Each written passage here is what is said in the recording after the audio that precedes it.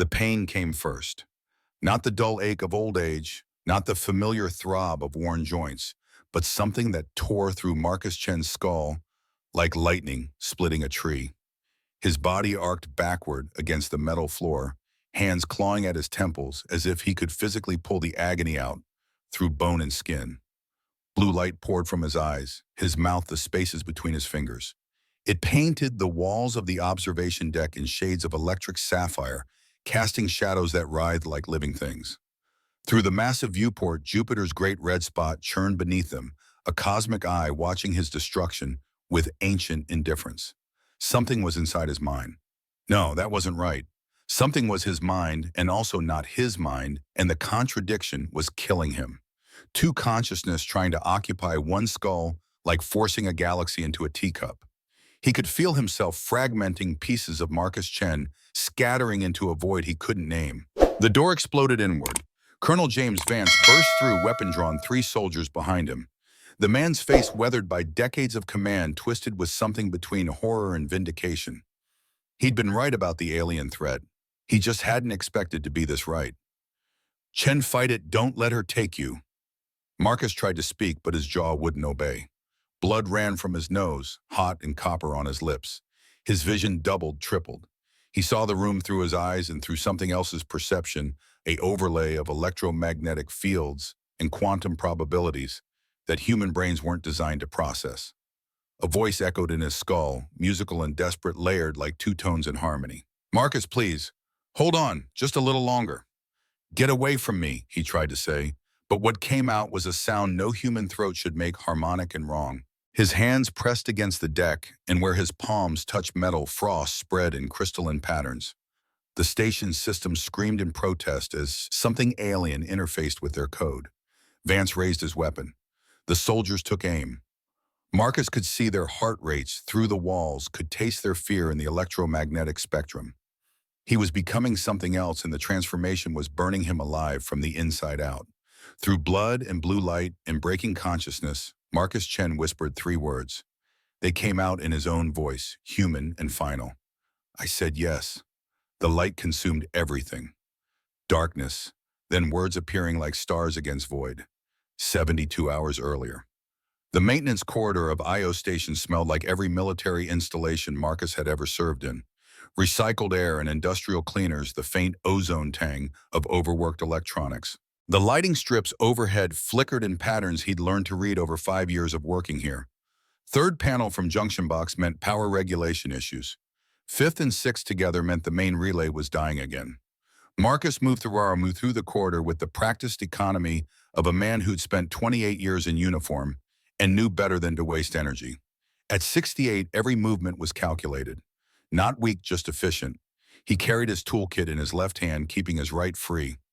Old habits from another life, when an empty hand meant you could reach for a weapon or a wounded soldier or whatever the desert threw at you. The chronometer on his wrist read 0311 hours. Station night cycle. Most of the crew slept in their habs, dreaming whatever dreams people had this far from Earth. Marcus didn't sleep much anymore, not since Sarah died.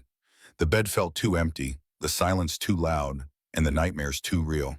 He'd volunteered for the graveyard maintenance shift because it kept him moving, kept his hands busy. The relay panel blinked amber.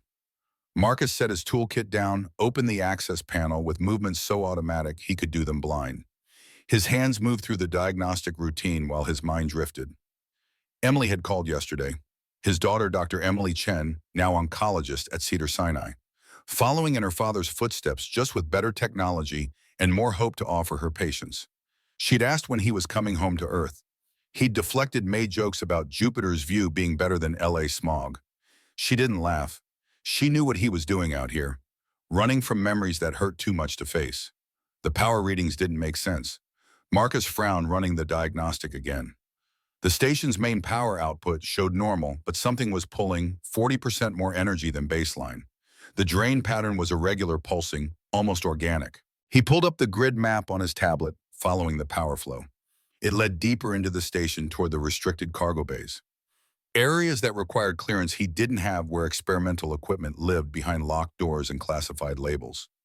Marcus should have reported it, should have called it in to Station Commander Davies, let someone else handle it. That would have been the smart play, the safe play, the play a 68-year-old maintenance engineer should make. But 28 years as a combat medic had taught him something fundamental. When you see a wound bleeding, you don't wait for permission to apply pressure. He gathered his tools and followed the drain.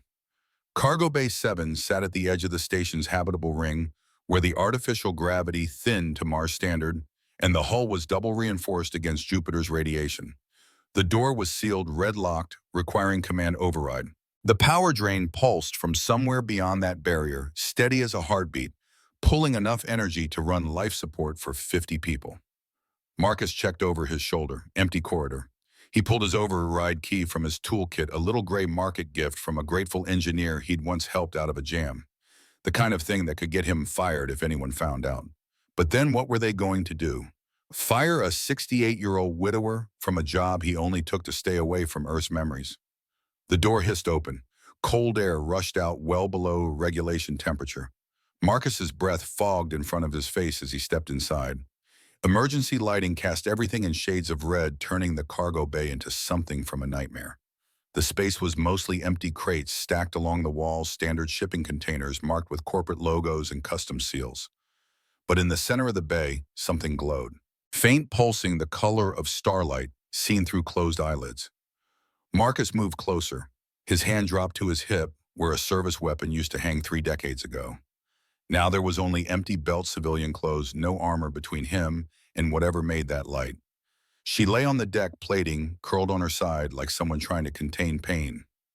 At first glance human, female appearing, maybe 30 years old, wearing something that looked like cloth but moved like liquid. Then Marcus's eyes adjusted and he saw the truth. Her skin didn't reflect light so much as generate it from within, a soft shimmer, like oil on water. Her hair moved without wind, individual strands floating as if underwater, shot through with filaments that glowed like fiber optics. And when she breathed, if it was breathing, her form flickered. There one moment, translucent the next, as if reality couldn't quite decide whether she existed. Marcus had served in Gulf War. He'd seen men die in 100 different ways. He'd held their hands and tried to keep pieces of them together long enough for dust-off. He'd seen things in the desert that no one believed when he came home. Experimental weapons, chemical agent stuff that wasn't supposed to exist. This was different. The woman-creature entity made a sound, not quite a moan, more like harmonics played through a broken instrument. Her eyes opened and Marcus stopped breathing. They weren't eyes. They were windows into somewhere else. Constellations moved in those depth, stars that humanity had never charted, galaxies spinning in miniature. Please. The word came from her mouth, but also from everywhere, from the air itself. 2 voices speaking in unison, one feminine and human, the other something that made his bones ache. I'm fracturing. Don't let me dissolve. Marcus's medic training overrode his survival instinct. He dropped to his knees beside her, hands reaching out before his brain caught up with the action. When his fingers touched her shoulder, he expected cold metal or burning plasma or nothing at all. What he felt was skin. Cold as winter steel, but skin. And beneath it a pulse. Not a heartbeat. Something else. A vibration that traveled up his arm and into his chest, resonating with his own rhythm. She was dying. He didn't know how he knew, but he knew it the way he'd known when a soldier was too far gone, when all the morphine and field surgery in the world wouldn't change the ending. What happened to you? Her form flickered again, more translucent than before. When she spoke, her lips didn't quite sync with the sounds. The fracture. My people. We transcended too far. Now we're paying the price. No anchor, no foundation. Just consciousness dissolving into void. Marcus had no idea what half those words meant in context, but he understood dying. What do you need? Anchor. Physical reality. Biological rhythm. Your species. You still have what we lost. Her hand translucent as fog reached toward his face. You've done this before. I saw you. Desert. War. Soldiers dying. You held them. Kept them present when their bodies failed. The words hit Marcus like bullets. Images flashed unbidden. Sand and blood, and a kid from Iowa crying for his mother, while Marcus gripped his hand and talked him through dying, keeping him conscious, keeping him present, because no one should slip away alone into the dark. How do you know about that? I've been watching you, searching 53 systems, 40,000 candidates. Only you have the gift. Natural anchor. You hold consciousness stable when everything else fails. Station alarms shrieked to life. Red lights flooded the cargo bay. Over the speaker system, Commander Davies' voice crackled with panic. Attention all personnel. Unauthorized entity detected in Cargo Bay 7. Security teams respond. All civilians shelter in place. This is not a drill. The woman's eyes widened, constellations spinning faster. They can't find me. They'll dissect me. Weaponize my people's knowledge. Turn consciousness into a weapon. She looked at Marcus with something like hope, something like desperation. Please hide me, just until I can stabilize. Marcus heard boots in the corridor. Heavy, rhythmic military cadence. He had maybe 30 seconds before they breached the door. Every instinct screamed danger. Every protocol said report, withdraw, let someone else handle it. But she was dying, and Marcus had spent his entire life unable to walk away from that. He stood pulling her arm over his shoulder. She weighed almost nothing, like carrying smoke. Her skin against his neck felt like ice and electricity. Can you make yourself invisible? Not while fracturing, takes too much energy. Then we do this the old-fashioned way. Marcus half carried, half dragged her toward the cargo containers stacked along the bay's perimeter. Behind a set of medical supply crates marked for Earth transport, there was a gap just wide enough for two people. He wedged them both into the space as the bay door exploded inward. Security teams poured through, weapons drawn, scanning for threats. Marcus held his breath, pressing himself against the container, the woman's cold form against his chest. Her pulse, or whatever it was, synchronized with his heartbeat, and for a moment he felt her fear like it was his own. The security teams swept the bay with thermal scanners, motion detectors, equipment Marcus didn't recognize. They passed within meters of the hiding spot. One guard paused, frowned, looked right at the container stack. The woman pressed her palm against Marcus's chest. He felt something flow from her into him, a cold current that made his heart stutter. The guard's eyes slid past their position without recognition. They searched for 15 minutes, found nothing. Eventually they withdrew, leaving two guards posted at the entrance. Over the comms, Davies' voice was tight with frustration. Continue station-wide sweep. Whatever triggered the sensors got away. Marcus waited until the bay was silent, except for the guard's quiet conversation near the door. The woman had gone completely translucent, barely visible even this close. Her voice came like a whisper directly into his mind, bypassing his ears entirely. Thank you. You didn't have to help me. You said you were dying. I'm a doctor. Can't just watch someone die if I can help. Even if they're not human. Marcus thought about the soldiers he'd saved. American Iraqi didn't matter in the moment. Life is life. She smiled, and it was the most human expression he'd seen from her yet. That's why I chose you, Dr. Marcus Chen. Combat medic, Gulf War, 247 lives saved. One wife lost to cancer. One daughter following in your footsteps. Her constellation eyes met his. I know you, all of you, your pain, your incredible stubborn refusal to give up on anyone. You've been stalking me. I've been searching for you. There's a difference. Her form flickered worse than before. I'm Queen Seraphine, last monarch of the Luminary Empire, 3,000 years old, dying of a plague my people created through our own arrogance, and I need your help. Marcus looked at this dying queen, this being of light and consciousness, an impossible age. What kind of help? Seraphine's translucent hand pressed something into his palm. A small crystal, warm and pulsing with inner light. Take this. It contains my message, my history, what I'm asking. Her form was fading fast now. They're gone. I can materialize elsewhere. But you need to understand before you can say yes. Yes to what? She was almost invisible now. To becoming my anchor. To letting me live in your mind. To saving 50,000 dying people by risking everything you are. Then she was gone, leaving only cold air and the crystal in Marcus's hand. The object pulsed once, twice, syncing with his heartbeat. Where it touched his skin, light bled into his flesh, glowing beneath the surface. Marcus stared at his hand, at the crystal that was already sinking into his palm, disappearing beneath skin that shouldn't be glowing blue. He thought about protocols, about reporting, about doing the sensible thing. Instead, he closed his fist around the light and headed back to his quarters. The next 72 hours crawled by like years. Marcus went through his shifts on autopilot. At night, when sleep refused to come, he'd sit on his bunk and stare at his hands. The light under his skin had spread. Not much, just fine threads running up his forearms like luminous veins pulsing in sync with his heartbeat. The dreams started on the second night. Not dreams, really. Memories that weren't his. He'd close his eyes and see things no human had witnessed. Crystalline cities on worlds where purple suns hung in pink skies. Beings of pure light dancing through the void between stars. The coronation of a young queen named Seraphine 3,000 years ago, her consciousness bright and proud, and so terribly young. Then the memories turned dark. A decision made by committee queens and scholars agreeing that physical form was limitation. That true existence lay in pure consciousness. The great transcendence, they called it. A forced evolution of an entire species abandoning flesh for something higher. Marcus saw what came after, the slow realization that consciousness without anchor was consciousness adrift. That beings of pure thought had nothing to think about, no reference point, no foundation.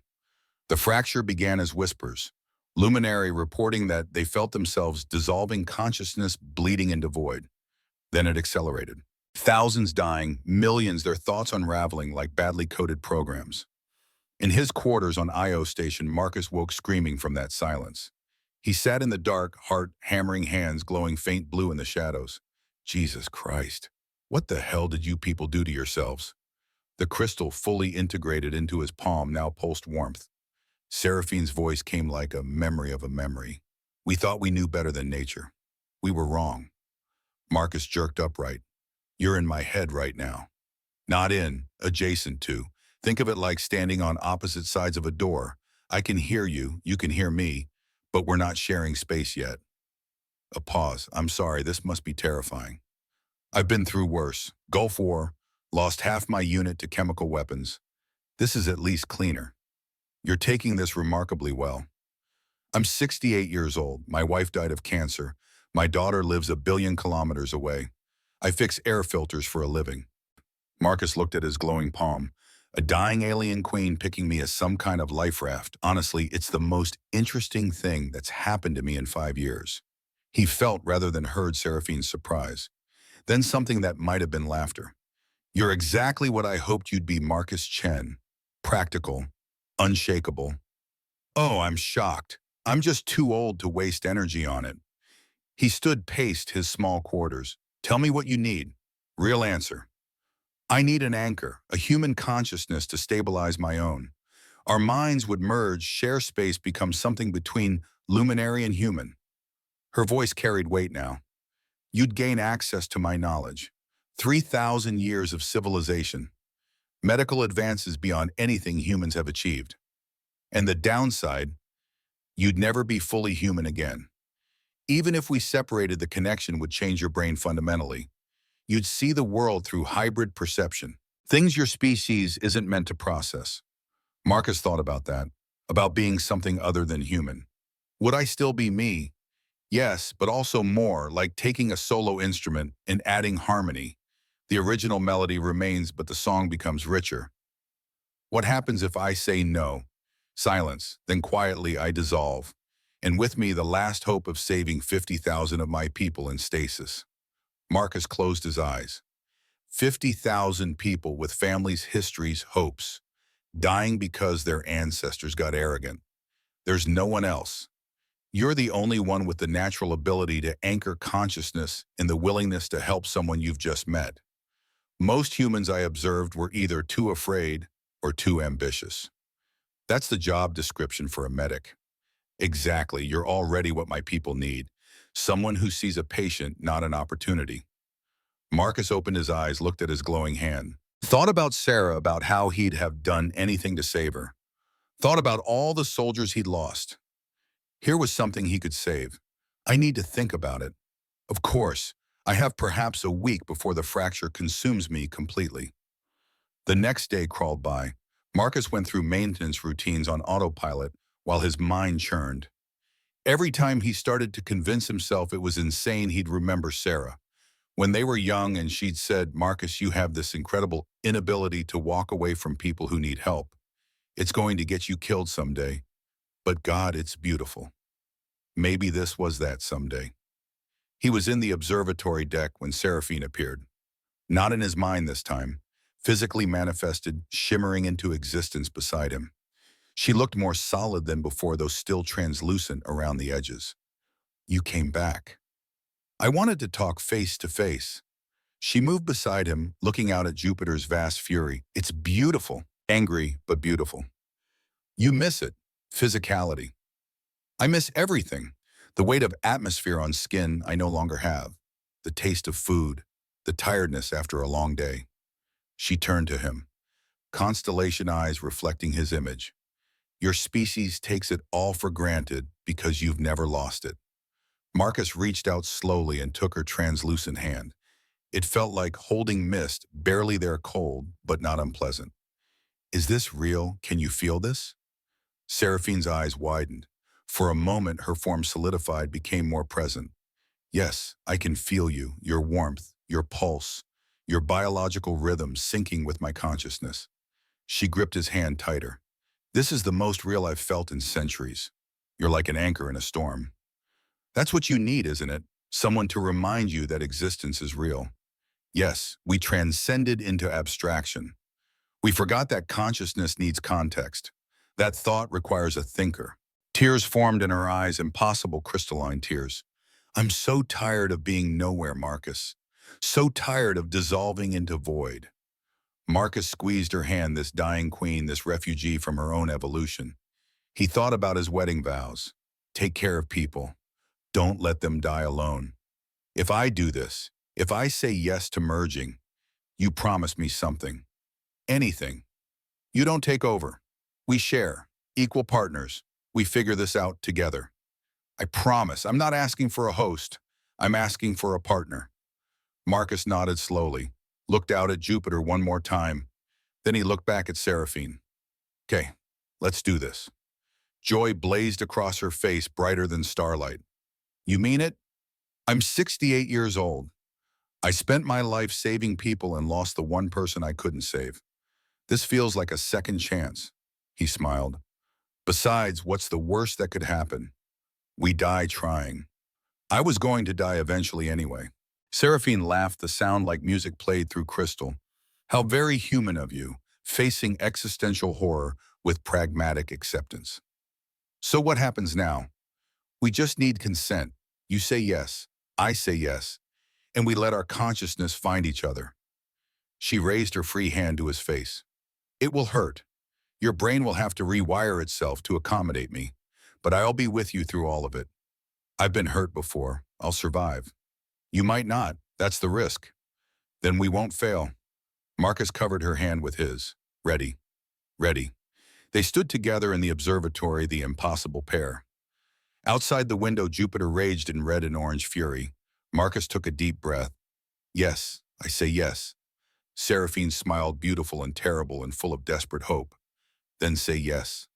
Light exploded between them. Station alarms shrieked to life. Commander Davies' voice crackled over the intercom. "Unknown energy signature detected. All personnel to emergency stations." But Marcus couldn't hear anything over the roaring in his skull. Seraphine's consciousness poured into him like a flood, 3,000 years of memory overwhelming his merely human brain. He felt his neurons burning new pathways, synapses firing in patterns never meant for flesh and bone. His eyes showed him the world in layers, electromagnetic spectrum, overlaying visible light, quantum probabilities flickering at the edges. He opened his mouth to scream, and light poured out, blue and brilliant and impossible. His hands blazed with it, burning through his skin without consuming it. Every nerve ending caught fire with information, with sensation, with the universe itself pressing into his awareness. Through the agony, he felt Seraphine beside him.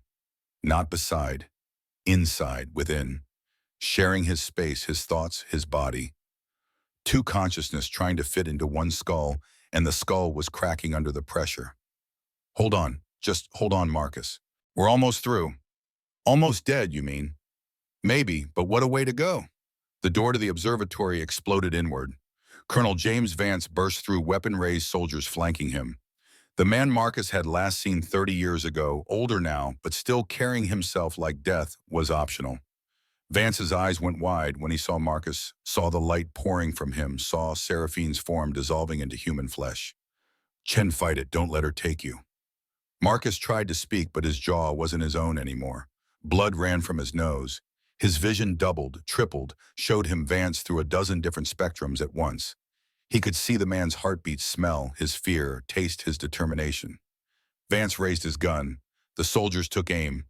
Through their shared consciousness, Marcus felt Seraphine's terror, her desperation, her resignation to death. "No, we don't give up. Not now, not after saying yes." He pushed back against the pain, against the transformation burning through his cells, found the core of who he was beneath the alien overlay. Marcus Chen, combat medic, husband, father, man who'd held 247 dying soldiers and refused to let them go alone into the dark. He was an anchor. That's what Seraphine needed, something solid to cling to while the storm raged. Marcus grabbed hold of their merged consciousness and forced it into shape, not resisting the transformation, guiding it, like setting a bone or stitching a wound or talking a patient through shock. "I'm here. I've got you. You're not dissolving. I'm your anchor." I said yes, and I meant it. The light began to stabilize. The pain didn't stop, but it became manageable, purposeful. Marcus felt their consciousness settling, finding equilibrium, two minds learning to share one skull without destroying each other. He looked at Vance through eyes that glowed solid blue, raised his hands, palms out, peaceful. When he spoke, his voice carried harmonics, two tones in one. "Stand down, Colonel. I'm not under attack. I chose this." Vance kept his weapon trained on Marcus's chest. "Chen, that thing is using you. It's an alien parasite. We need to extract it before it kills you. Her name is Seraphine. She's a refugee, not a parasite. And if you try to extract her, we both die." Marcus took a step forward, and frost spread from his footprints. "Now lower your weapon. I have my orders. Secure any alien entities, by any means necessary." Marcus felt Seraphine's memories flooding through their connection. Images of other luminary captured, tortured, experimented on. Forced merges with soldiers who lacked the capacity for a partnership, killing both human and alien. "You're the collectors, the ones hunting her people." Vance's expression flickered. "We're protecting humanity from potential threats. These aliens have technology that could make us unstoppable. All we need is a successful merge to reverse engineer the process." "You can't reverse engineer partnership. That's why all your experiments failed. You chose warriors who couldn't share control. And you're different." Marcus smiled, and it was his smile and Seraphine's smile together. "I'm a doctor. I spend my life sharing space with patients, supporting rather than controlling. It's what we do." It's still alien contamination of human consciousness. "Colonel," Marcus's voice softened, "I saved your life 30 years ago. Kuwait. Chemical attack. You were seizing on the ground, and I held you down, kept you breathing. You remember?" Vance's jaw tightened. "I remember. You told me you owed me, that if I ever needed anything, you'd pay the debt." Marcus met his former officer's eyes. "I'm calling that in now. Let us go. Let us prove that this can work." "You don't know what you're asking." "Then blame me. Say I escaped, but don't make me fight you, Jim." Vance stood, frozen weapons still raised, torn between duty and debt. The moment stretched taut as wire. Then alarms shrieked even louder. Over the intercom, Davies' voice cracked with fresh panic. "Unknown vessels dropping out of Warp 3 ship's military configuration, broadcasting demands for surrender of alien entities." Vance cursed. "More collectors. Division 7. They must have tracked the energy signature." He looked at Marcus with something like desperation. "Chen, if they take you, they'll vivisect you both. At least with me, you might survive." "I'll take my chances." Marcus backed toward the emergency exit. "But thanks for the warning." "Chen, wait." Marcus didn't wait. He ran their merged body, moving with speed that surprised him. Behind him, Vance shouted orders. Ahead, chaos erupted as Division 7 ships began their assault. He pelted through corridors that flickered between his normal vision and something else, electromagnetic overlays showing power flow life signs, system vulnerabilities. Marcus found a maintenance closet, sealed himself inside, pressed his glowing hands to the door, and felt Seraphine's knowledge flow through him. Access codes appeared in his mind like memories.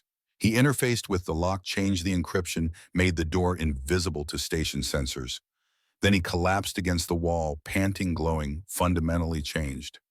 That was intense. Seraphine's presence in his mind was warm, grateful, terrified. "I'm sorry, I've made you a fugitive." "Yeah, well, I was getting bored with retirement anyway." Marcus laughed, half hysterical. "What the hell did we just do? We became something new, something unprecedented. First successful merge between human and luminary." He felt her smile through their connection. "We're either the beginning of something beautiful or the universe's strangest mistake. Let's hope for beautiful." Marcus closed his eyes, feeling their consciousness settling. Now what? Now we survived long enough to prove this can work. Outside their hiding spot, weapons fire erupted. Ships collided with station defenses. But in the darkness of a maintenance closet, two beings learned to share one skull and found it almost comfortable. Marcus Chen and Queen Seraphine merged and inseparable. Whatever came next, they'd face it together. That was the promise. They'd said yes. And now they'd live with the consequences. 18 hours had passed since the merge. 18 hours since Marcus Chen had said yes and let a dying queen pour her consciousness into his skull. 18 hours of hiding while the collectors tore Io Station apart looking for them. Marcus sat with his back against cold metal in a service tunnel 3 decks below the main ring. His hands pressed to his temples, trying to sort his thoughts from Seraphine's thoughts, from the thoughts that somehow belonged to both of them. It was like learning to see after a lifetime of blindness, except the new vision showed him things that shouldn't exist. Electromagnetic fields painted the walls in colors that had no names. Quantum probabilities flickered at the edges of reality. The station's computer systems hummed beneath his awareness like a second heartbeat. He could feel every relay, every power junction, every sealed door between him and freedom. "Breathe, you're hyperventilating. That's still, your body still needs oxygen." Seraphine's voice whispered through their shared mind. Marcus forced his breathing to slow, feeling her consciousness wrapped around his like cool water. She was right there, not in his head, so much as beside it, sharing space that shouldn't be shareable. "How long can we hide here?" "Not long. They're doing thermal sweeps, and our merged consciousness generates a unique energy signature." He felt her fear like it was his own. "Marcus, I'm sorry. I've made you something the collectors will never stop hunting. You didn't make me anything. I chose." Marcus looked at his hands, still glowing faint blue beneath the skin. "Though I'll admit I didn't think it through all the way." The thought of his dead wife triggered a cascade of memories, except they weren't just his memories anymore. Seraphine felt them too, experienced them through their connection. Sarah's smile, the diagnosis, 6 months of watching her fade. She was beautiful. You loved her very much. Love, present tense. Death doesn't change that. Marcus closed his eyes. "Do your people have love?" "We had love. We lost it when we lost everything else." A proximity alarm blazed in Marcus's expanded awareness. Not station alarms, something new. His consciousness touched the security grid and he saw them. 12 collectors moving through the corridors in tactical formation, weapons, raised thermal scanners painting the world in heat signatures. They were 2 corridors away, closing fast. "We need to move." Marcus stood, feeling Seraphine's consciousness help coordinate his movements. "Any ideas where?" The station's service tunnels, less monitored, more escape routes. Information flowed from her into him. Blueprints he'd never memorized suddenly clear in his mind. "But we'll need to get past them first." Marcus pulled up the security grid through their merged awareness, seeing the collector positions overlaid on his normal vision. 12 soldiers between him and safety, unarmed, like trained. "I can't fight 12 men." "You don't have to fight them. You're not a warrior." Seraphine's presence grew stronger. "You're a doctor, and I'm 3,000 years of accumulated knowledge. Together we're something they've never encountered." "What does that mean?" "It means we cheat." Marcus felt Seraphine's consciousness expand through his reaching toward the station's systems. She showed him how to interface, how to touch the electromagnetic spectrum with thought alone. He felt the station's power grid like it was part of his nervous system. We turn off their advantages, make them blind, then walk past them without fighting at all. Non-lethal, as non-lethal as possible. You're still a doctor. Marcus reached toward the power grid with his merged consciousness. It felt like flexing a muscle he'd never known he had. The corridor lights died. Emergency lighting kicked in, then died too. Thermal cameras went offline. Motion sensors flatlined. In the sudden darkness, Marcus heard shouting. Collectors calling to each other, switching to night vision.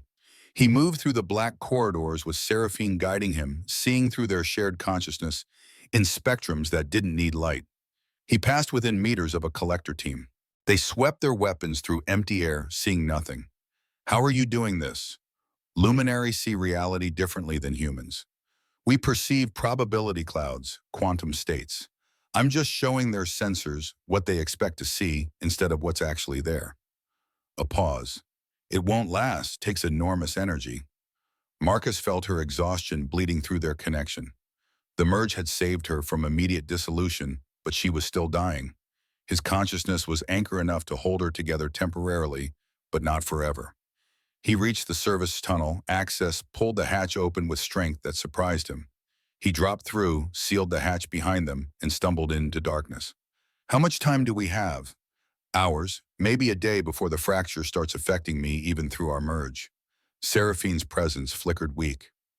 Marcus, if we don't find a solution, 50,000 people die. My entire species. Marcus heard the weight in her voice. The guilt. The responsibility of being queen. We'll find a way. That's what doctors do. A voice crackled over his comm implant, bypassing station security. Colonel Vance. Chen, I know you can hear me. Stop running. We're not your enemy. Marcus almost laughed. Could have fooled me, Jim. That's not my team. That's Division 7. The zealots who think any alien is a threat. My people are holding them off. Vance's voice carried genuine urgency. But I can't do that forever. You need to let me help you. Help me like you helped the other luminary you captured. Silence on the line. Then quietly, I didn't know about that. Not all of it. And what I did know, I thought was necessary. She's not a threat. She's a refugee. Maybe, or maybe she's the first wave of an invasion. How do I know? Vance's frustration bled through. You said yes to something that could change all of humanity, and you made that choice alone. Marcus stopped walking. The question hit harder than he expected. I'm a doctor. Someone was dying. I helped. Noble, naive, dangerous. Vance's voice hardened. But it doesn't matter now. Division 7 is planning to breach your position with pulse weapons. 10 minutes before they break through. Why are you telling me this? Because 30 years ago you saved my life when you didn't have to. When orders said focus on Americans first. Vance paused. You treated me and an Iraqi civilian who'd been hit by the same chemical agent. Spent equal time on both. I asked why. You remember what you said. Marcus remembered. That dusty bunker, 2 dying men, impossible choices. The words that had defined his entire career, though he'd never realized it until this moment. I said suffering doesn't have a nationality. A wound is a wound. Yeah, and I thought you were crazy, wasting resources. Vance laughed bitter. But that civilian, he's a doctor now in Baghdad, saved hundreds of lives during the ISIS conflicts. Because you saved him when protocol said you shouldn't. Marcus felt Seraphine listening through their connection, understanding something fundamental about why she'd chosen him. The point, Jim. The point is, maybe you're right. Maybe some choices are bigger than protocol. Vance's voice dropped. Access Tunnel 7. There's a maintenance shuttle docked. I'm sending you codes. Get off this station. Prove me right, Chen. Prove that saving her wasn't a mistake. Codes flooded Marcus's vision, appearing in his merged consciousness like remembered knowledge. A path, an escape, a chance. Why? Because I owe you. And because if you're wrong, better you die out there than me having to watch Division 7 turn you into a science experiment. Vance's transmission cut off. In the distance, weapons fire. The sound of Vance's team buying him time with blood. We need to move. Now. Marcus ran through service tunnels that his merged consciousness mapped in real time. Behind, he heard Division 7 breaking through. The shuttle bay appeared ahead. Small, tucked away, meant for emergency maintenance runs. The shuttle itself looked barely flight-worthy. It'll get us away from here. That's all that matters. And then where, Seraphine asked. Where can we go that the collectors won't follow? Marcus felt something pulse through their connection. A memory that wasn't his. Coordinates buried in Seraphine's consciousness. Location data she'd been carrying since before she found him. A place hidden beneath Jupiter's storms. Something massive. Something waiting. The Ark. Your people's last refuge. That's where we're going. Marcus, no, the council will be there. They'll have demands. They won't understand that our merge was partnership. They'll get whatever we give them, and they'll be grateful. Marcus sealed the shuttle door behind them. Because we're the only successful merge. We're proof it can work. He felt Seraphine's surprise, then something like pride. You sound very confident. I'm too old to die scared. Hold on. The shuttle launched with force that crushed them both back into acceleration couches. Marcus's enhanced consciousness interfaced with the ship's systems, flying through equations his human brain alone could never calculate. Behind them, Io Station fell away, along with the collectors, with Colonel Vance, with the last threads of Marcus's old life. Ahead, Jupiter loomed massive and terrible. Somewhere beneath those clouds, hidden in magnetic chaos that would shred normal ships, lay the Ark of Last Light. 50,000 dying consciousness, waiting for salvation. They'd been flying for 4 hours when Marcus's comm crackled to life again. Not Vance this time. A different voice. Young, female, terrified. Dad, if you can hear this, please respond. Marcus's heart stopped. Emily. Oh, thank God. Dad, where are you? What's happening? The news is saying you've been compromised by an alien entity, that you're a threat to the station. I'm fine, kiddo. Changed a bit, but fine. Where are you? I'm on Io Station. I came as soon as I heard. Emily's voice shook. Dad, there are military ships everywhere. They're saying they need to capture you, that you're not yourself anymore. Emily, listen to me carefully. I need you to get off that station. Go back to Earth. This situation is complicated and dangerous. I'm not leaving without understanding what's happening. You're my father. If something's wrong, I want to help. Marcus felt warmth flood through him despite the fear. His daughter, always so stubborn, just like her mother. There's nothing wrong. I made a choice, a good choice, but one that some people don't understand. Then explain it to me. Before Marcus could respond, the transmission cut to static. Then a new voice, cold, military, unfamiliar. Dr. Chen, this is Commander Sarah Mitchell, Division 7. We have your daughter in protective custody. Marcus's blood turned to ice. If you hurt her, we won't hurt her as long as you cooperate. Mitchell's voice was perfectly calm. You have something that belongs to humanity, alien technology integrated into human consciousness. We need to study it, extract it, weaponize it for the protection of our species. It's not technology, it's a person, and you can't extract her without killing us both.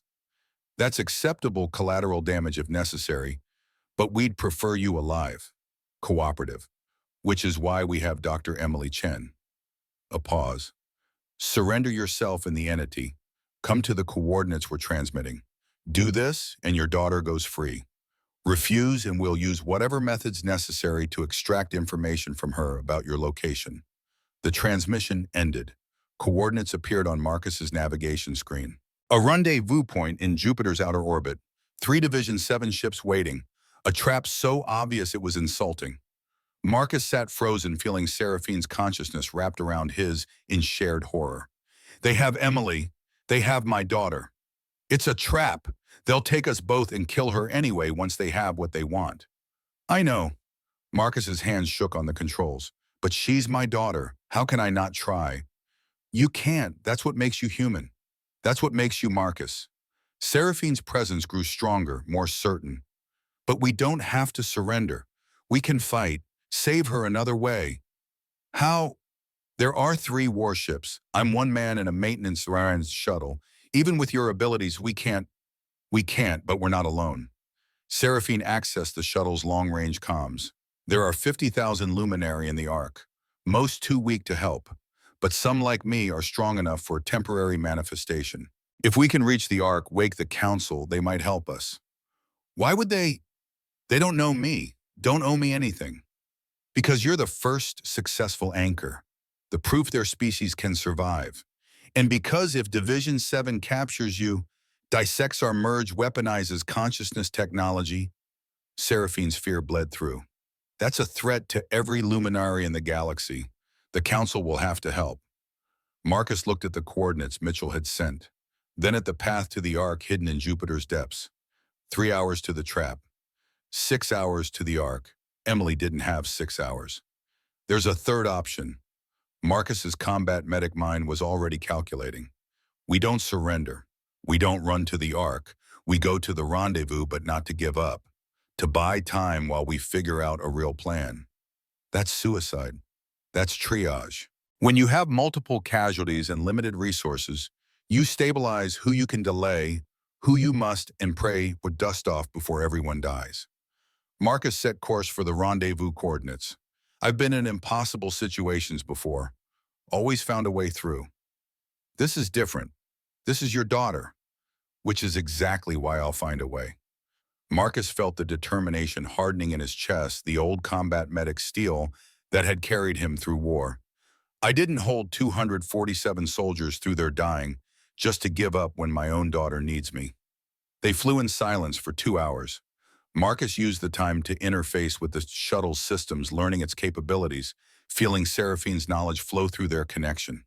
She showed him things, luminary defensive techniques, consciousness broadcasting, ways to interface with technology that shouldn't be possible.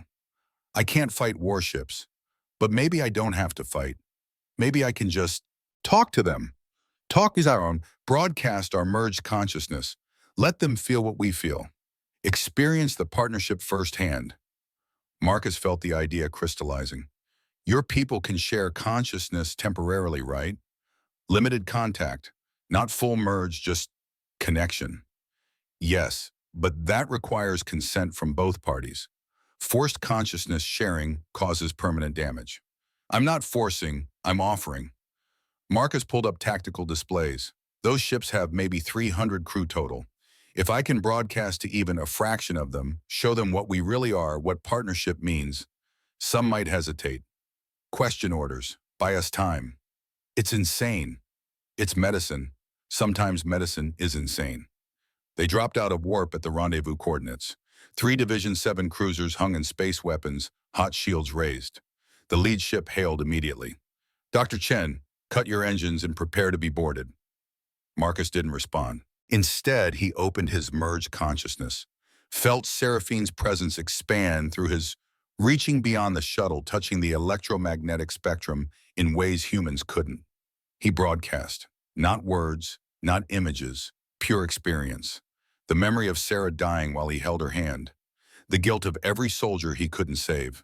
The desperate loneliness of 5 years hiding on Io Station. The moment Seraphine appeared dying, asking for help. The choice to say yes, the merge, the pain and wonder of becoming something new. And beneath it all, one simple truth. This wasn't invasion. This was refuge. This wasn't threat. This was partnership. 300 minds touched his consciousness for 3 seconds. Not long, not deep, just enough to feel what he felt, to understand what he was. On the lead cruiser, weapon systems hesitated, flickered, some powered down entirely. Marcus felt confusion bleeding through the crew, doubt, questioning. On the bridge, Commander Mitchell screamed orders, but some weren't obeying. Some were just sitting at their stations, crying understanding flooding through them faster than words could explain. What did you do? Seraphine whispered. Showed them the truth. Let them feel it instead of being told. Marcus brought the shuttle's engines online. Now we see if it was enough. 2 cruisers held fire. The 3rd Mitchell's ship launched interceptors. 6 fighters burning toward them, missiles-armed pilots who hadn't felt Marcus's broadcast or had felt it and didn't care. Marcus dove the shuttle toward Jupiter's upper atmosphere, using gravity to accelerate beyond the shuttle's normal capacity. The interceptors followed faster, better armed, closing the distance. I can't outfly them. Then we don't outfly. We outlast. Seraphine's consciousness touched the shuttle's systems. Jupiter's magnetic field. If we can get deep enough, their systems will fail before ours. Because our systems are partially biological now. Part machine, part consciousness. Exactly, Marcus dove deeper. The shuttle shook as they hit Jupiter's atmosphere. Radiation alarm screamed. Hull temperature spiked. The interceptors followed, but slower, their systems beginning to fail as magnetic chaos overwhelmed their electronics. Then one interceptor exploded. Not from weapon fire, from system failure. The magnetic field had ripped its electronics apart. The others broke off, unable to follow deeper. Marcus and Seraphine plunged into Jupiter's depths, alone, wounded but alive. The shuttle systems were failing too. Slowly, but failing. They had maybe an hour before complete breakdown. The Ark. We need to reach it now. Transmitting coordinates. Seraphine's consciousness expanded, touching something vast hidden in Jupiter's storms. They know we're coming. The Council is waking. The shuttle dove through clouds of ammonia and methane, through storms that had raged for centuries, chasing coordinates that appeared in Marcus's mind like remembered directions. And there, beneath the great red spot, hidden in magnetic chaos, something appeared. The Arc of Last Light, 50 kilometers long, crystalline and glowing. A city, a ship, a sanctuary built to carry consciousness across the void. Its surface rippled with patterns that hurt to look at. Architecture designed for thought, not matter. My God. My home, my people, my responsibility. Seraphine's voice carried weight. And now our only hope of saving your daughter. The Ark's docking bay opened like a flower. Marcus guided the dying shuttle inside, felt magnetic clamps lock onto their hull. The shuttle finally died, systems going dark, having given everything it had. Marcus and Seraphine stepped out into atmosphere that tasted like ozone and starlight. Figures materialized around them. 7 beings of pure light, barely holding form, flickering between existence and dissolution. The Council of Echoes. Ancient beyond ancient. The tallest figure, an old man's, if you could call it that, coalesced into something approaching solidity. When he spoke, his voice carried the weight of authority that came from ruling for millennia. Queen Seraphine, you've returned, and you've brought a human. Marcus felt Seraphine's presence rise within their shared consciousness, taking primary control. Their body straightened, took on regal bearing his 68-year-old frame shouldn't possess. When they spoke, it was mostly her voice, though Marcus's tone colored it. Elder Cassian, I've completed the first merge. Successfully. Cassian's translucent form moved closer, studying them. So I observe, a human consciousness anchoring yours. The experiment succeeded. It wasn't an experiment, Marcus interjected, pushing his consciousness forward. It was a partnership. We chose this. Both of us. Semantics. Another council member appeared, female, younger looking. The merge is successful. That is what matters. Now we proceed to Phase 2. Cold dread flooded through Marcus. Phase 2. Seraphine's consciousness tried to push him back to stay quiet, but Marcus forced their shared voice. What's Phase 2? Cassian gestured. The Ark's interior transformed. The crystalline walls became transparent, showing chamber after chamber of luminary and stasis. 50,000 consciousness suspended between existence and dissolution, and beyond them, overlaid in holographic display, a map of Earth. Cities highlighted, buildings marked, 50,000 locations. We've identified compatible humans, doctors, nurses, therapists, people with your gift human. Cassian's ancient eyes fixed on Marcus. 50,000 anchors for 50,000 luminary. Mass integration within 6 months. Marcus felt like he'd been shot. The full scope of what they'd planned. This wasn't about saving Seraphine. This was about saving an entire civilization by merging it with humanity. 50,000 humans transformed into hybrids. You're planning to assimilate us. We're planning to save both species through partnership. Humans gain our knowledge. 3,000 years of medical advances, and we gain physical anchor, connection to reality itself. You're not asking. You're telling. We're dying. Every moment we delay, more luminary fracture beyond recovery. Cassian's form flickered. When a patient is dying, you don't ask permission for every treatment. You act. Marcus felt Seraphine's consciousness squirming in their shared space, guilty and ashamed. You knew. You knew this was the plan. I suspected. I was desperate. Her presence wrapped around his, pleading, Marcus, they're right. Without this, 50,000 people die. And what about the 50,000 humans you're planning to transform? What about their choice? Before anyone could answer, alarms blazed through the arc. Cassian's form flickered with alarm. Division 7, they've tracked you. 3 warships breaching Jupiter's defense perimeter. And they have my daughter, Marcus said quietly. So here's what's going to happen. You want to save your people. You want mass integration. Fine, but first you help me save Emily. You help me prove that partnership works through choice, not coercion. And then maybe we'll talk about phase 2. Cassian studied him with ancient eyes. You would negotiate while your daughter is hostage, while my people are dying. I'm not negotiating, I'm practicing triage. Marcus pushed their merged body forward, looking the elder in those constellation eyes. Priority 1, stabilize the immediate crisis. Priority 2, treat the underlying condition. Priority 3, prevent future casualties. That's medicine. That's what I do.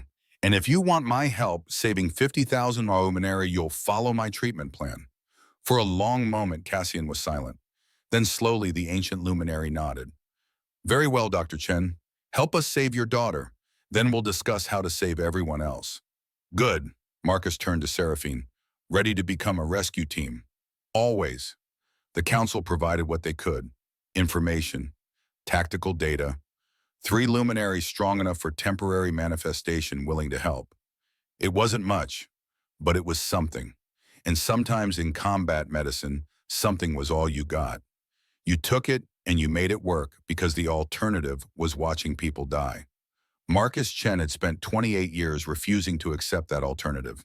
He wasn't about to start now, not when his daughter's life hung in the balance, not when 50,000 people depended on him finding a better way, not when the future of 2 civilizations rested on proving that consciousness could bridge species through partnership, not conquest. He'd said yes to Seraphine, now he'd say yes to the impossible. Again. Because that's what doctors did. The plan was insane. Marcus knew it was insane. Seraphine knew it was insane.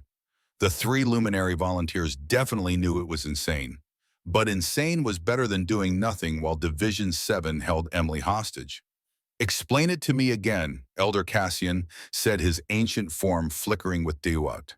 You're going to broadcast a consciousness merger invitation to 3 warships full of soldiers trained to kill aliens.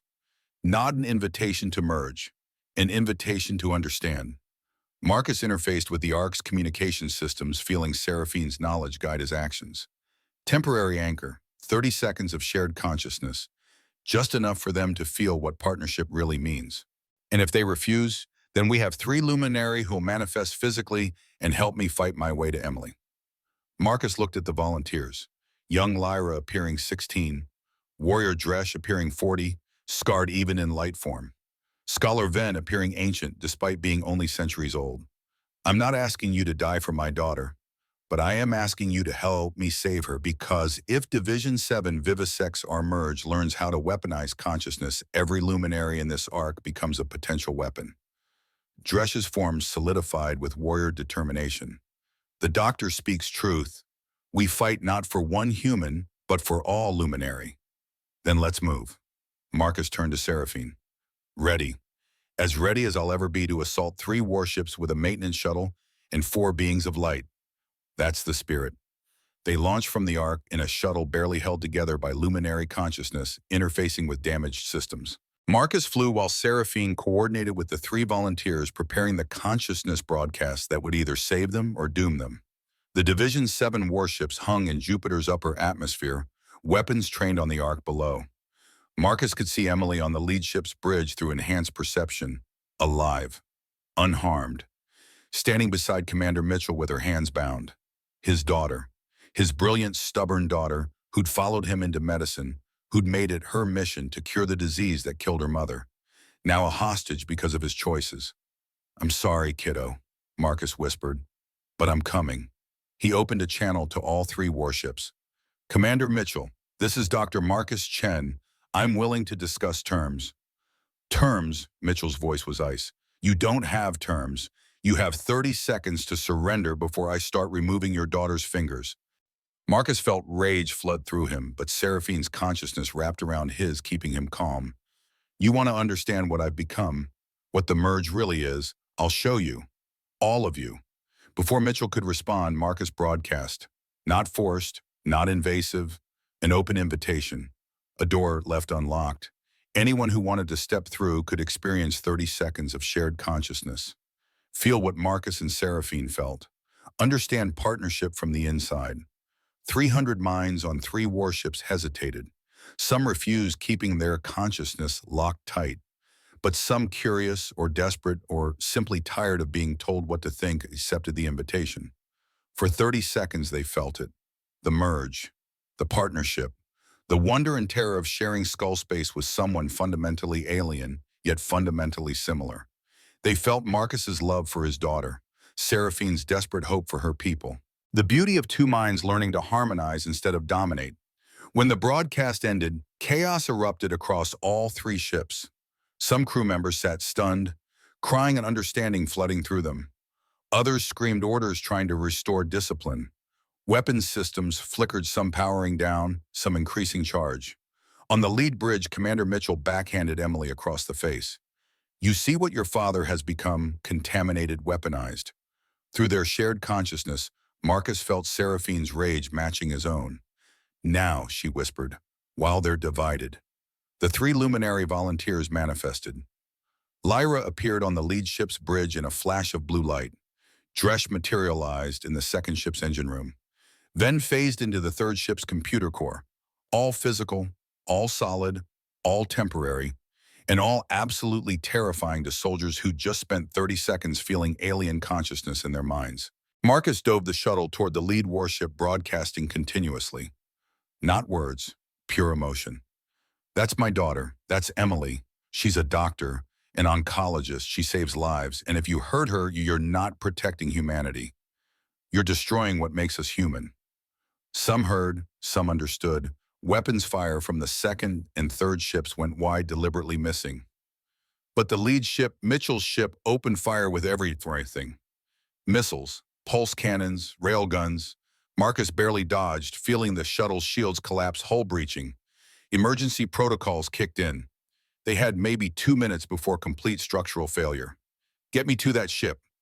Seraphine guided them through weapons fire, predicting trajectories through probability clouds Marcus couldn't perceive. They slammed into the warship's hangar bay, crashed through the magnetic shield, skidded across deck plating in a shower of sparks. Marcus kicked open the shuttle door and ran. His merged body moved faster than 68 years should allow, augmented by Seraphine's consciousness, optimizing every muscle fiber. Guards appeared, weapons raised. Marcus broadcast again, not an attack but a plea. I'm a doctor. I just want my daughter. Stand down. Half the guards lowered their weapons. The other half fired.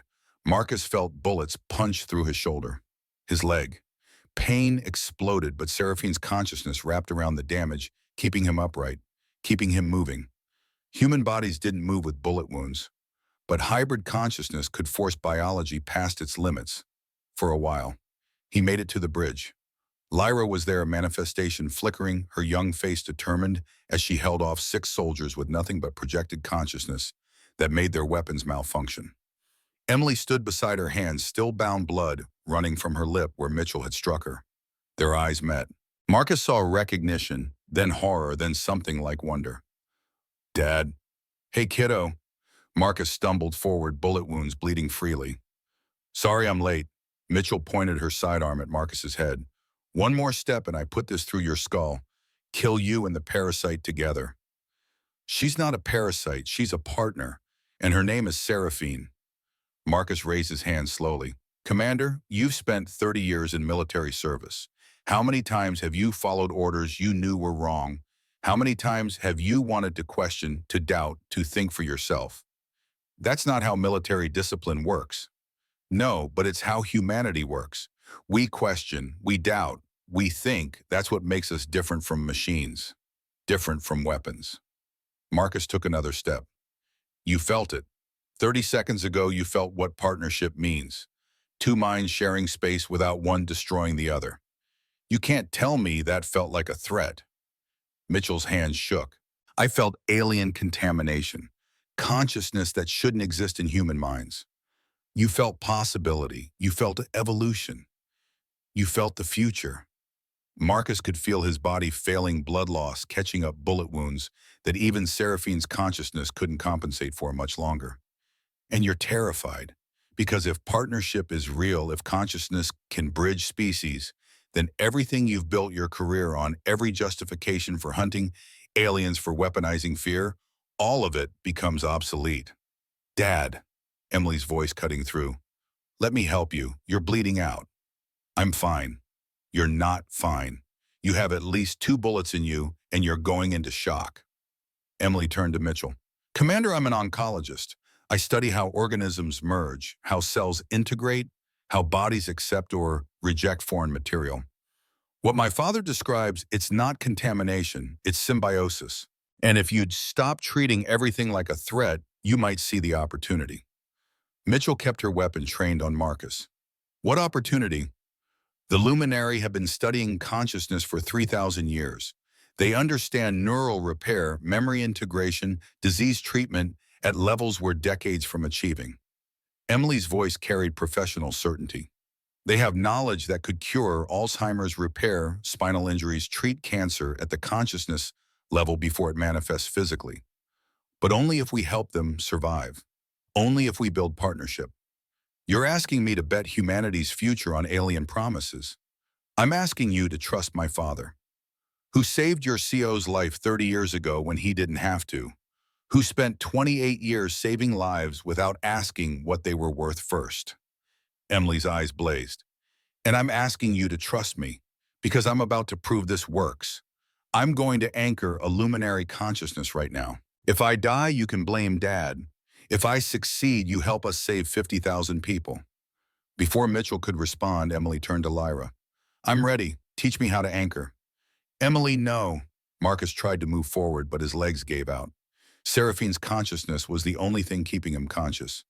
It's too dangerous. It's medicine, Dad, and medicine is what we do. Emily knelt beside Lyra's flickering form. Show me. Lyra's constellation eyes met Emily's with something like hope. Open your consciousness. Extend awareness. Feel for my presence and offer foundation without forcing integration. Emily closed her eyes. Her face showed intense concentration, then surprise, then something like wonder. I feel her. It's like holding someone during surgery, keeping them calm, except I'm holding their entire sense of self. Don't merge, just anchor. Emily nodded, adjusting her approach. Lyra's form solidified, stopped flickering. The young luminary gasped, then laughed. I feel real. For the first time in months, I feel real. Thank you, Emily. Thank you. Marcus felt tears running down his face. His daughter, his brilliant daughter, proving that partnership could work, that consciousness could bridge species without one side dominating. Commander Mitchell lowered her weapon slowly. Her face showed conflict, doubt, possibility warring with protocol. How long can she maintain that? Hours, maybe longer, with practice. Marcus forced himself upright despite the wounds. Now multiply that by 1,000 volunteers. Luminary getting stabilized, returning to stasis between treatments. It's like dialysis, Commander. Regular treatment, not permanent solution, but enough to keep them alive while you develop something better. Mitchell was silent for a long moment. Then she tapped her comm. This is Commander Mitchell to all ships. Stand down, cease fire. I'm calling Earth Command. She stepped away, spoke quietly into her comm.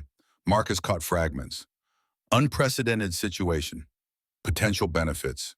Requesting authorization for humanitarian assistance. When Mitchell returned, her face was carefully neutral. Earth government is willing to support a trial program. 6 months. If it works, we scale up. If it fails, we evacuate all humans and leave the luminary to their fate. Then we'd better make sure it works. Marcus turned to Emily. Can you maintain the anchor while we get back to the Ark? I can maintain it for days if needed. This is incredible, Dad. I can feel her memories, her knowledge. She's teaching me things about cellular biology that could revolutionize cancer treatment. That's phase one knowledge, Lyra said softly. Basic applications. As more humans learn to anchor, we'll share more. Neural repair, memory restoration, everything we know in exchange for survival. Marcus felt Seraphine's presence warm in his mind. We did it. Found the third way. Not conquest, not assimilation, partnership. Not yet. Marcus looked at his bullet wounds. First, we need to survive long enough to implement it. And I need medical attention before I bleed out all over this nice clean bridge. Emily's eyes went wide. Oh God, Dad, why didn't you say something? Because my daughter was in danger, priorities. Marcus smiled. But yes, now would be good for some field medicine. The journey back to the Ark took 3 hours. Emily worked on Marcus's wounds while maintaining her anchor with Lyra. Mitchell came along bringing a security team, but their weapons stayed holstered, wary but willing to see where this led. When they entered the Ark, the council materialized around them. Elder Cassian's ancient form studied Emily, studied Lyra, studied the successful temporary anchor. The human speaks truth. Temporary anchoring is viable. Then accept it, Marcus said, Emily supporting him as he walked. Build the program. Find volunteers. Teach them to anchor properly. Save your people the right way. The council will consider your proposal. Cassian paused. But there is another matter. I am dying, Dr. Chen. Not slowly like the others. My fracture has accelerated. I have perhaps hours before complete dissolution.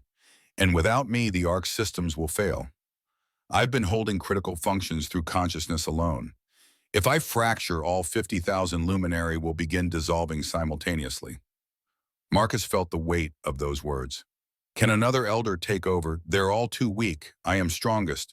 That's why I led. Cassian's ancient eyes fixed on Marcus. Unless you anchor me, hold my consciousness stable while I transfer Ark command to younger council members. He's too powerful, Seraphine warned through their connection. Too fractured. Anchoring him could destroy your mind. Or it could save 50,000 lives. Marcus looked at Emily. I need your help. This is going to be like surgery on consciousness itself. I need you to monitor to pull me back if I go too deep. Emily's face went pale. Dad, this is insane. This is medicine. Sometimes medicine is insane. Marcus placed his hands on Cassian's flickering form. Ready. He didn't wait for answer. Marcus opened his consciousness, reached for the ancient luminary, and felt 3,000 years of memory crash into him like a tsunami. He saw the rise of the luminary empire worlds brought into harmony. He saw the great transcendence, the arrogant decision to abandon flesh. He saw every luminary who died from the fracture. Millions of faces, billions of memories, all of them dissolving, while Cassian watched helplessly. The weight crushed Marcus, threatened to scatter his consciousness across dimensions his human mind couldn't process. Stay with me. Dad, focus on my voice. You're Marcus Chen. You anchor people. You don't dissolve with them. Marcus grabbed onto his daughter's voice like a rope in darkness, found the core of himself beneath Cassian's guilt, and then instead of resisting, he did what he always did. He held space for it. I've got you. All of you. 3,000 years of mistakes and triumphs. You don't have to carry it alone anymore. Cassian's consciousness stabilized. Human, you can't. The burden will destroy you. I held 247 dying soldiers. I held my wife as cancer ate her. I know how to carry weight that isn't mine. Marcus's consciousness wrapped around Cassian's. You carry the Ark systems. I carry you. Emily carries me. That's how this works. Slowly and possibly, Cassian's form began to solidify. The ancient guilt didn't disappear, but it became manageable. Distributed across Marcus's consciousness, supported by Emily's presence, stabilized by Seraphine's backup anchoring. I can't believe this is possible. Human consciousness is so small, yet you contain multitudes. Pain, that's our secret. We're small, but we're stubborn. Marcus felt exhaustion dragging him down. How long do you need me to anchor you, Tim? Hours, long enough to transfer command protocols. Cassian studied Marcus with wonder. You just saved 50,000 lives by risking everything. Why? Because I'm a doctor? Because someone needed help? Because my wife once told me my inability to abandon people would get me killed someday? Might as well make it count. The anchoring held. Marcus stabilized Cassian long enough for the ancient elder to transfer Arc Command to three younger council members working in shifts. More stable, more sustainable. Exactly what Marcus had been trying to teach them. When they finally disconnected, Marcus collapsed. Emily caught him, held him while he shook with exhaustion. Seraphine materialized beside them, her form solid and real, no longer flickering. You did it. Prove that even the most fractured consciousness can be stabilized. She knelt, placed her hand over Marcus's. You saved us all. Marcus looked up at her through blurry eyes. We're the bridge, not just me, all of us. 6 months later, Marcus stood in what had been Io Station and was now officially designated Bridge Station. 500 human volunteers rotated through 12-hour anchoring shifts. 2,000 luminary had been successfully stabilized. The cancer protocols Emily had received were in Phase 2 trials on Earth. Neural repair techniques were being tested. Consciousness studies had advanced more in 6 months than in the previous century. Emily ran the medical program, now training new anchors, developing protocols, writing papers that made her famous across Earth. Commander Mitchell, to everyone's surprise, had become the program's liaison to Earth government, testifying about unprecedented partnership opportunities. And Marcus, officially director of the Luminary Human Medical Exchange, spent his days teaching, training volunteers, showing them how to anchor consciousness without losing themselves, sharing techniques that 247 dying soldiers had taught him in a desert 3 decades ago. Seraphine remained partially anchored to Marcus through their unique bond. Not merged, not separated, but something in between. Partners in the truest sense. She'd helped establish the Bridge Protocol as official policy. No forced integration, no permanent changes without consent. Just partnership. Marcus stood at the observation deck watching Jupiter's storms. Seraphine materialized beside him, glowing with health her people hadn't known in centuries. You're thinking about Sarah. Yeah, wishing she could sing this, the good that came from all that pain. She'd be proud, your daughter certainly is. Seraphine smiled. Emily told me yesterday that she's written a paper titled Consciousness Anchoring as Extension of Combat Medicine. You're becoming famous. I'm 68 years old. Famous is exhausting. But Marcus smiled. Though I suppose it beats fixing air filters. Do you regret it saying yes? Marcus thought about that. About the pain, the transformation, the risk. About 2,000 luminary alive because he'd said yes. About medical knowledge saving millions. About his daughter finding purpose in bridging civilizations. No regrets, Emily's voice came over the comm. Dad, we have visitors. 12 species facing similar consciousness crises. They want to learn the Bridge Protocol. Marcus laughed. 12 species? Jesus. He looked at Seraphine. I'm supposed to be retired. You're the first bridge medic, first proof that consciousness can connect across species through partnership. Seraphine's hand found his. And you're not doing it alone. Then I guess we'd better get started. Can't keep 12 civilizations waiting. They walked together through Bridge Station, human and alien doctor and queen, proof that consciousness could bridge the impossible gap between species. Behind them, Jupiter's storms raged eternal. Ahead, the universe opened with possibility. Marcus Chen had spent his life unable to walk away from people who needed help. Turned out the universe was full of people who needed help, and he'd finally found his calling. Not fixing air filters, not even fixing bodies, fixing the bridges between worlds. One consciousness at a time, one anchor at a time, one yes at a time. And 3 months after the 12-species delegation departed, Marcus stood beside Sarah's holographic memorial on Earth. Emily had insisted he come home for this, a ceremony honoring his work, awards from Earth government, recognition from the medical community. But Marcus only cared about one thing. He placed his hand on the memorial, feeling the cold surface that held his wife's image. Hey, love, I know you can't hear me, but I wanted to tell you, Emily's curing cancer, really curing it, using luminary techniques. She'll save millions. He paused, feeling Seraphine's presence gentle in his mind. And I found my purpose. Finally, after 5 years hiding from your memory, I found a reason to keep going. Turns out all those years patching soldiers together was training for something bigger. Emily appeared beside him, put her arm around his waist. She knows, Dad. Wherever she is, she knows. You think, I know because she taught me something before she died. Want to know what it was? Marcus looked at his daughter. What? She said, your father can't walk away from people who need help. It's who he is. After I'm gone, make sure he finds people to help.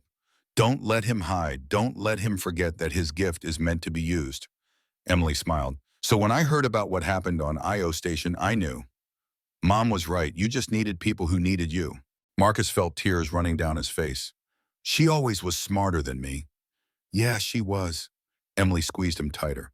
Come on. Cassian wants to show you something. Says it's important. They returned to Bridge Station to the Ark, docked permanently beside it. Cassian waited in the central chamber, his form more solid than Marcus had ever seen it stabilized by regular anchoring sessions with Emily. Dr. Chen, Dr. Emily Chen, thank you for coming. The ancient luminary gestured and the chamber transformed. Images appeared showing something impossible. We've made a breakthrough. Using human luminary partnership, we have developed a permanent solution to the fracture. Marcus's heart stopped. Permanent, not permanent merge, permanent stabilization. Using principles you taught us, we've created biological anchors, synthetic organisms that can hold luminary consciousness indefinitely. We can manifest physically again, not in our old forms, but in new ones. Bodies grown from consciousness-compatible tissue. You're saying your people can become physical again. Have bodies? Yes, thanks to your daughter's cellular research combined with our consciousness technology. Cassian's ancient eyes gleamed. The first bodies will be ready in 3 months.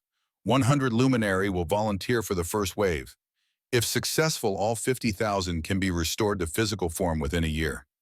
Marcus looked at Seraphine. You could have a body again. Real. Permanent. Seraphine's form flickered with emotion. I could feel hunger, taste food, sleep and dream. Everything I lost 3,000 years ago. She looked at Marcus. But I'd be separate from you. Our merge would end. We'd be partners in truth, but not consciousness partners. That's what you wanted from the beginning, to be real again. It was, before I met you, before I understood what partnership really meant. Seraphine took his hand. I have a choice now. Take a new body, become fully luminary again, separate completely. Or maintain our unique bond, remain partially merged, stay as we are. What do you want? I want you to decide. This is your consciousness too. Your life, your choice as much as mine. Marcus thought about it, about the past 6 months, about having Seraphine's presence in his mind, a constant companion, a partner in every sense, about the loneliness before she arrived, about the fullness after. We pioneered the bridge together. We proved partnership works. Maybe we should keep proving it.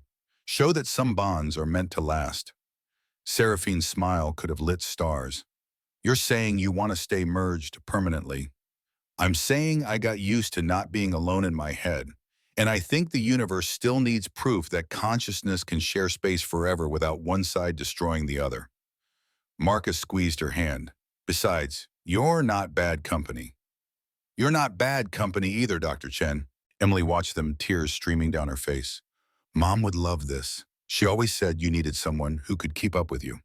Turns out it took an alien queen 3,000 years old. Marcus laughed. Your mother always did have a sense of humor. 3 months later, the first 100 luminary received new bodies. Marcus and Emily supervised the process, anchoring consciousness through the transition from pure thought to biological form. Most succeeded, some didn't, but more succeeded than failed, and that was enough. Cassian was among the first. The ancient elder opened new eyes, drew first breath in millennia, and wept with awe at the simple miracle of having a body again. Dr. Chen, I can feel my heartbeat. I can feel air in my lungs. Thank you. Thank you. Thanks, Seraphine and Emily, and the 500 volunteers who made this possible. Marcus watched as other luminary experienced physical form for the first time in centuries. This is what partnership looks like. Not conquest, not assimilation, just beings helping beings. 1 year after the first merge, Bridge Station had become the hub of interspecies cooperation. 23 species had adopted the Bridge Protocol. Consciousness anchoring was taught in medical schools across Earth. Emily's cancer cure was saving thousands of lives monthly.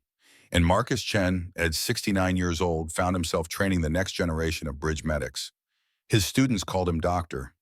Some called him teacher. A few called him dad, having lost their own fathers, and found in Marcus someone who cared enough to hold space for their doubts and fears and hopes. Seraphine remained his constant companion, still partially merged, still partners in consciousness. She'd chosen to stay as they were proving that some bonds transcended, species transcended flesh, transcended everything but choice and trust, and the stubborn refusal to let go of someone who mattered. On his 69th birthday, Marcus sat in the observation deck with Emily and Seraphine, watching Jupiter's eternal storms. A cake sat between them, Earth chocolate that Seraphine had learned to taste through their merged senses. "Make a wish, Dad." Marcus looked at his daughter, oncologist and bridge medic, looked at Seraphine, queen and refugee and partner, looked out at the stars where 23 civilizations were learning that consciousness could bridge the gaps between them. "I don't need to wish. I have everything I need." "You're supposed to wish anyway. It's tradition." Marcus smiled, closed his eyes, and made his wish. Not for himself, never for himself, for Emily, for Seraphine, for the 500 anchors, for the 50,000 luminary, for the 23 species learning partnership, for everyone who'd said yes when it would have been easier to say no. He wished for them to find what he'd found: purpose, partnership. The understanding that consciousness in all its forms deserved to be held when it was falling, deserved to be anchored when it was dissolving, deserved to be saved no matter what species it wore, no matter what form it took. Because in the end, that's what Marcus Chen had learned across 69 years of life and 6 months of merged existence. Life was precious. All life. Human, luminary, or anything in between. And sometimes the greatest gift you could give was simply saying yes. Yes to partnership. Yes to risk. Yes to becoming something new. Yes to holding someone's consciousness when reality itself was tearing them apart. Yes to believing that bridges could be built between beings so different they shouldn't be able to understand each other at all. Marcus opened his eyes. "Okay, I made my wish." "What did you wish for?" Emily asked. "Can't tell you. It won't come true." Seraphine's presence warmed in his mind. "I know what you wished for. I felt it through our connection." "Then you know it's a good wish. The best wish." Seraphine materialized beside him, her form solid and real through their merged consciousness. "For what it's worth, I'm saying yes too." "To what?" "To everything. To partnership. To bridge building. To spending however many years I have left teaching the universe that consciousness can connect without conquering." She took his hand. "Thank you, Marcus Chen, for saving me, for saving us all, for saying yes when everyone else would have said no. Thank you for asking." Marcus squeezed her hand. "Thank you for trusting me with your consciousness, with your life, with your people." Emily raised her glass. "To saying yes, to bridges, to Dad who spent his whole life unable to walk away from people who needed help, and finally found a universe full of people who needed him." They drank, they ate cake, they watched Jupiter rage beneath them, eternal and indifferent and beautiful. And somewhere in the arc, 50,000 luminary continued their slow journey back to physical form. One body at a time, one consciousness anchored at a time, one yes at a time. The universe was vast. The challenges were endless. But Marcus Chen had learned something fundamental in his 69 years. You didn't need to solve everything at once. You just needed to help the person in front of you. Hold the consciousness that was fracturing. Anchor the being that was dissolving. Do that enough times and eventually you built bridges. Between people, between species, between consciousness and reality itself. Marcus had said yes to Seraphine. That yes had echoed across the galaxy, teaching 23 civilizations that partnership was possible. That consciousness could bridge species without one side disappearing. It wasn't perfect. Nothing ever was. Some anchors failed. Some luminary didn't survive the transition to new bodies. Some species rejected the bridge protocol, choosing isolation over partnership. But enough said yes, enough took the risk, enough believed that consciousness in all its forms deserved to be held when it was falling. And in the end, that was enough. Because the alternative, walking away from people who needed help, letting beings dissolve into void when you had the power to save them, choosing safety over compassion, that wasn't who Marcus Chen was. That would never be who he was. Not at 69, not ever. He'd said yes to Sarah 40 years ago. Yes to every soldier who needed him. Yes to Emily when she was born. Yes to Seraphine when she was dying. And he'd keep saying yes for however many years he had left, because that's what doctors did. They said yes to life, in all its forms, in all its complexity, in all its beautiful, terrifying, impossible variety. And sometimes, if you were very lucky, life said yes back.